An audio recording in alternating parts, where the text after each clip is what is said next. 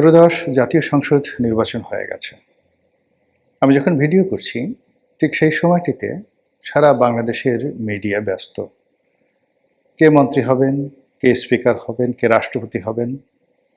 আর প্রধানমন্ত্রী পদে তারেক রহমান সাহেবের যে মনোনয়ন এটা তো প্রায় নিশ্চিত। তারেক রহমান সাহেবকে বরণ করার জন্য সাংবাদিক, সাহিত্যিক, কবি, বুদ্ধিজীবী, রাজনীতিবিদ মানে তারা শেখ হাসিনার জমানাতে যেভাবে উৎফুল্লতা দেখাতেন তার চাইতে আরো বেশি উৎফুল্লতা নিয়ে বিএনপি অফিসগুলোতে ঘুরঘুর করছে। বিএনপির সংবাদ সম্মেলনে নতুন কিছু ফারজানা রূপা, নতুন কিছু মোজাম্মেল বাবু, অর্থাৎ পোষ্য যে সাংবাদিক ছিলেন যাদের অবশ্য কোয়ালিটি ছিল, লেখাপড়া ছিল। মোজাম্মেল বাবু বুয়েটের ছাত্র ছিলেন, কিন্তু এই জমানাতে ঠিক মোজাম্মেল বাবু নম্বর 2, ফারজানা ভার্সন 2 যেভাবে বিএনপি অফিসগুলোতে ঘুরপাক খাচ্ছে, হুমড়ি খেয়ে পড়েছে, তাতে করে বিএনপিকে এবং তারেক রহমান সাহেবকে ডুবানোর জন্য জামাতেরও দরকার হবে না, আওয়ামী লীগেরও দরকার হবে না। এই সাংবাদিকরাই মোটামুটি মাশাল্লাহ কিল্লাফতে করে দিতে পারবে। যা বলছিলাম যে যখন আমরা কোনো একটা বিষয় নিয়ে খুব অতিরিক্ত কনফিডেন্স দেখাই, বিধাতা অলক্ষ্যে হাসেন। এবং এটা কখনো কখনো অতি ক্ষুদ্র বিষয় নিয়ে আল্লাহ রাব্বুল আলামিনের দরবারে যে কী সব কাণ্ড ঘটনা ঘটে যায় সেটা আপনাকে জাস্ট একটা আমার নিজের ব্যক্তিগত জীবন এর একটা উদাহরণ দেই। প্রথমত আমি আমার নিজের জীবনে যা কিছু পেয়েছি, প্রাপ্তি কম নয়, একেবারে কম নয়। এটা এমনি এমনি এসে গেছে। আমি শুধু কাজ করে গেছি আর আমার প্রাপ্তিগুলো আমার পেছনে পেছনে এসেছে। কখনো ক্ষমতা, টাকা বা অন্য কোনো কিছুর জন্য কোনো কারো পেছনে ঘুরতে হয়নি, দালালি করতে হয়নি। এমনি এমনি এসে গেছে। শুধু মেহনত করে গেছি। আর কিছু কিছু বিষয় লোভ করেছি, পাওয়ার চেষ্টা করেছি। সেই জায়গাগুলো কখনই আমার জীবনে আসেনি, হয়নি। তো এটা মনে করেন যে 2001 সন পর্যন্ত আমার জীবনের এরকম অবস্থা চলছে। 2001 সন থেকে আমি বুঝে গেছি যে পার্সু করে, কোনো কিছুর পেছনে ছুটে, দালালি করে অন্তত সবার হলেও আমার কোনো কিছু হবে না। আমার যা কিছু প্রাপ্তি সেটা অর্থবিত্ত, ক্ষমতা যা কিছু এটা এমনি এমনি আমার পিছে পিছে চলে আসবে। আওয়ামী লীগের মনোনয়ন পেয়েছি, বিশ্বাস করেন আমাকে ডেকে নিয়ে মনোনয়ন দিয়েছে। বিএনপির মনোনয়ন পেয়েছি, ডেকে নিয়ে মনোনয়ন দিয়েছে। আওয়ামী লীগ থেকে সরে এসেছি, কেউ বের করে দেয়নি। আবার বিএনপির এইবারের মনোনয়ন চাওয়াতে দূরের কথা, বরং যারা বিএনপির হাইকমান্ড থেকে মনোনয়ন নিয়ে ইলেকশন করার জন্য প্রস্তাব করেছিল, কেন জানি আমার মন টানলো না, আমি না করে দিলাম যে আমি এর মধ্যে নেই। আমার নির্বাচন এলাকায় নির্বাচন হলো, দুজন প্রার্থী নুরুল হক নুরু, হাসান মামুন দুজনই আমার স্নেহধন্য। তারা টেলিফোন করেছেন, অন্যান্য জামাতের প্রার্থী অন্যান্য সবাই টেলিফোন করেছেন। সবাই বলল যে আপনি আসুন, সমর্থন দরকার নেই, আপনি নির্বাচনী এলাকায় আসুন। কিন্তু আসলে কখনই আমার সেই আগ্রহ হয় না। আমি সেই 2018 সনে চলে এসেছি, আর 2018 সনের পরে নির্বাচনী এলাকায় যাইনি। কিন্তু এলাকার যে কোনো সমস্যা, যে কোনো মানুষ প্রয়োজনে আমার কাছে আসলে আমি রেসপন্ড করেছি এবং এখনও করে যাচ্ছি, এবং যতদিন জীবিত থাকব আমার যতটুকু সামর্থ্য আছে সেই সামর্থ্য নিয়ে আমি আমার এলাকাবাসীর সঙ্গে থাকব। তো এই কথাগুলো বললাম এই কারণে যে নিয়তি এমন একটা বিষয় যে এটি মানুষের তকদিরের সঙ্গে যে কীভাবে খেলে তার একটি উদাহরণ আপনাদেরকে দেই। অনেক সময় বোঝা যায়। একবার আমি যখন ব্যবসা আমার খুব তুঙ্গে, খুব বড় একটা গ্রুপ অফ কোম্পানিজের ব্যবসা বাণিজ্য করি।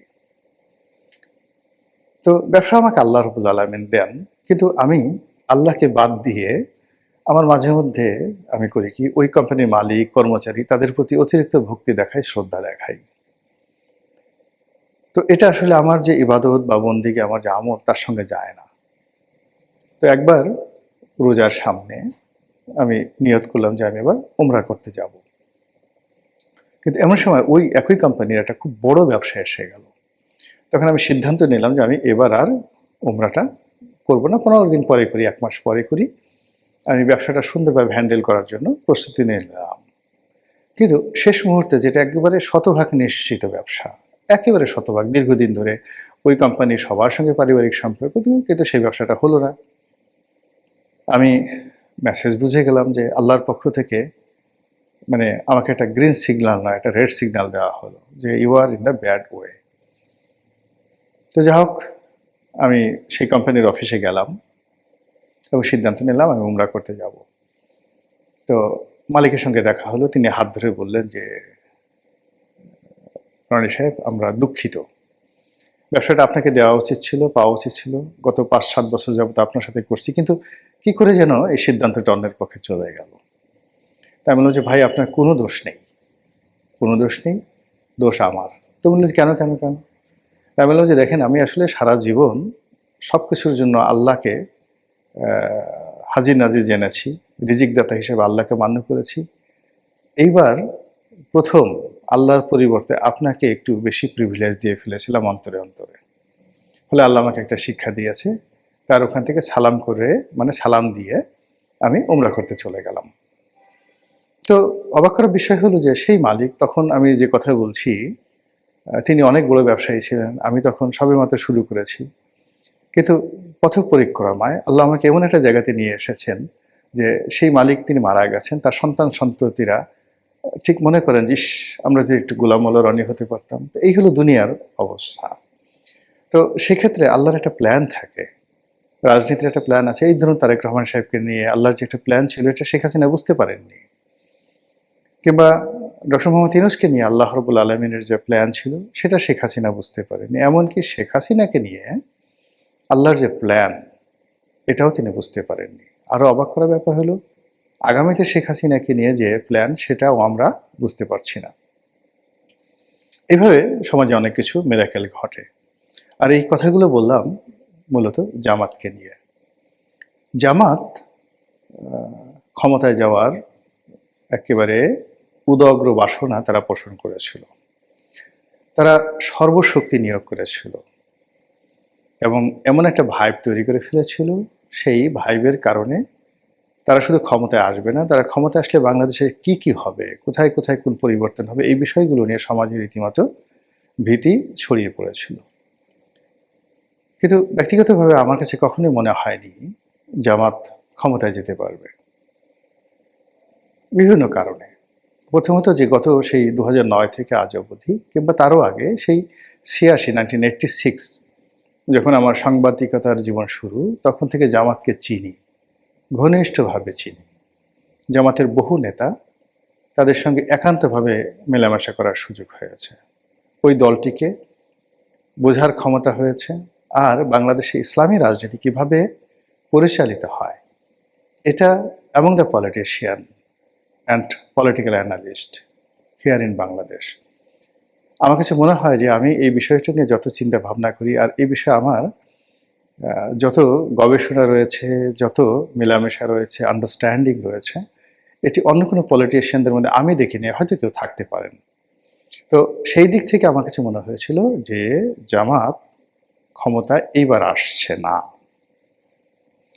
এর কারণ হলো, জামাতের সঙ্গে অতি উৎসাহী কিছু লোক জুটে গিয়েছিল। যেমন ধরুন, বাংলাদেশের একজন সাংবাদিক, যাকে মজলুম সাংবাদিক হিসাবে সবাই মনে করেন, মূলত তিনি বিএনপিপন্থী। কিন্তু হঠাৎ করে তিনি জামাতের প্রতি অতিরিক্ত যে পক্ষপাতিত্ব দেখালেন, জামাতের মেন্টর হয়ে গেলেন, এটা জামাতকে অন্যান্য অনেকের কাছ থেকে দূরে সরিয়ে দিয়েছে। কেননা মজলুম সাংবাদিক মাহমুদুর রহমান নিঃসন্দেহের সাথে আমার সঙ্গে তার খুব ভালো সম্পর্ক, কিন্তু তার বন্ধুত্ব মানেই তার যে অপোনেন্ট যে গ্রুপ, তারা শত্রু হয়ে গেছে জামাতের। তো এই যে ইন্টেলেকচুয়াল লেভেলে জামাতের যে শত্রুতা, সেই শত্রুতা জামাত মোকাবেলা করতে পারেনি। অথচ এই যে ইন্টেলেকচুয়াল লেভেলে গত 20-30 বছর ধরে জামাত যেভাবে একটা, যাকে বলা হয় পিআর, পাবলিক রিলেশন তারা করে ফেলেছিল, এটা এই গত 17 মাসে ভেঙে চুরে চুরমার হয়ে গেছে। বিদেশে ইলিয়াসের মতো মানুষ, পিনাকির মতো মানুষ, এদের সাথে জামাতের যে দহরম মহরম, বা এরা যে ভাষায় যে অশ্লীলতা নিয়ে মানে জামাতের প্রতিপক্ষ বিএনপি, আওয়ামী লীগ, বিভিন্ন মানুষের ব্যক্তিগত জীবন, যেভাবে তারা নিজেদের অশ্রাব্যতা, অশ্লীলতা তারা সমাজে প্রচার করেছে। ফলে এই যে গত 20, 30, 50 বছর, 100 বছরে বাংলাদেশের ইতিহাস, এদের মতো অশ্লীল, অশ্রাব্য, ভয়াবহ মানুষ এই বাংলাদেশে আর দ্বিতীয় কেউ নেই। তো সেই মানুষগুলো যখন জামাতের পক্ষে কথা বলছে, যে জামাত ইসলামের কথা বলছে, যে জামাত সততার কথা বলছে, যে জামাত শালীনতার কথা বলছে, অজু, গোছল, আতর, গোলাপের কথা বলছে, তো সেখানে খাট কাঁপানো, সেখানে সেক্স, সেখানে উলঙ্গপনা, সেখানে লিঙ্গ প্রদর্শন, সেখানে সেই হস্তমৈথুন করার দৃশ্য, এই জিনিসগুলো যারা প্রকাশ্যে, মানে একেবারে পর্ণ, ব্লু ফিল্ম যেটিকে বলা হয়, এই ব্লু ফিল্মের যারা নায়ক নায়িকা, তারা জামাতের পক্ষে যখন কথা বলেন, এটি জামাতের যে 30, 40, 50 বছরের যে শ্রম, এই শ্রমকে বিনষ্ট করে দিয়েছে। এই গেল একটা ইন্টেলেকচুয়াল লেভেলে। ফলে জামাতের যে সফট পাওয়ারগুলো হতে পারতো বা থাকতে পারতো, সেই সফট পাওয়ারগুলো ধীরে ধীরে দূরে সরে গেছে। যেমন ফর মি, আমার কথা চিন্তা করেন, এখন আমি আওয়ামী লীগে ছিলাম, কিন্তু এই যাকে বলা হয় সেখানে থেকেও কিন্তু জামাতের ইসলামাইজেশন, জামাতের নম্রতা, ভদ্রতা আমাকে মুগ্ধ করতো।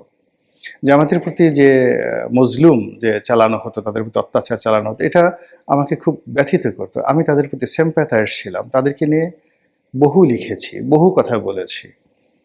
ফলে জামাতের আজকের যে অবস্থান, কিছুটা হলো আমার তো অংশগ্রহণ আছে, কিন্তু আমি কি করলাম, এই গত 17 মাসে যখন দেখলাম যে ইলিয়াসের মতো লোক জামাতকে সমর্থন করছে, পিনাকির মতো মানুষ জামাতকে সমর্থন করছে, তারা তাদের পীর হয়ে গেছে, সেখানে দেখলাম যে না, আমার আসলে এখানে মানায় না। একই অবস্থা বিএনপির ক্ষেত্রে প্রযোজ্য। বিএনপির জন্য ফাইট করেছি, বহু ফাইট করেছি, আমার জীবনকে বাজি রেখেছি, ঝুঁকে নিয়েছি।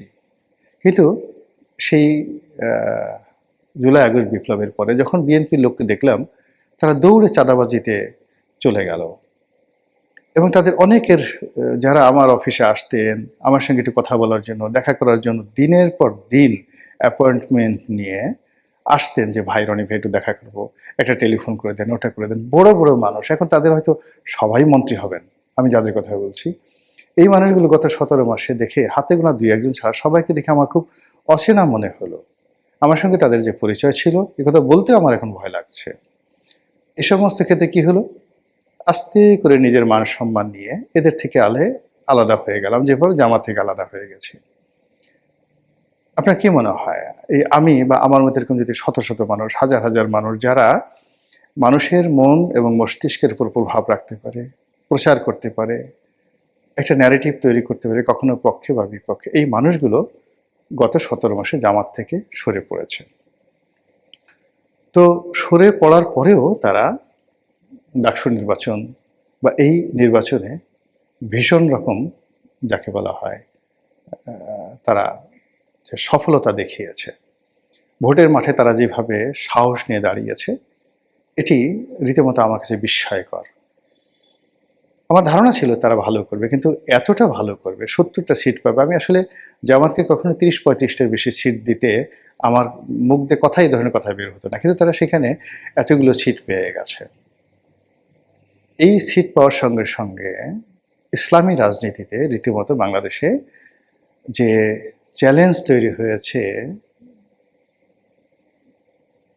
মানে বিএনপির জন্য চ্যালেঞ্জ তৈরি হয়েছে আওয়ামী লীগের জন্য, সেই ক্ষেত্রে যে স্পেসটা তৈরি হয়ে গেছে ইসলামী রাজনীতির জন্য, আপনি দেখবেন এই চরমোনাই থেকে শুরু করানো সবাই, তাদেরকে ইচ্ছাই হোক অনিচ্ছাই হোক জামাতের নেতৃত্বে আসতেই হবে।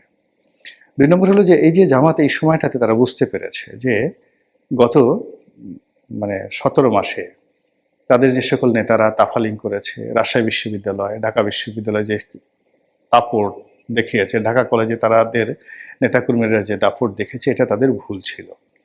এবং এই সময়টাতে আগামী 6-7 মাস, 1 বছর জামাতের উপর যথেষ্ট অত্যাচার চলবে, এটা লিখে রাখেন, এবং জামাত সেটা কাটিয়ে উঠবে, এবং এই তারা যতবার আবার অত্যাচারিত হবে, মজলুম হবে, তাদের জনপ্রিয়তা বাড়তে থাকবে, এবং আগামীতে যে নির্বাচন হবে, সেই নির্বাচনে জামাত ক্ষমতায় যাওয়ার জন্য তারা ক্ষমতার দৌড়ে ১ নম্বরে এগিয়ে থাকবে।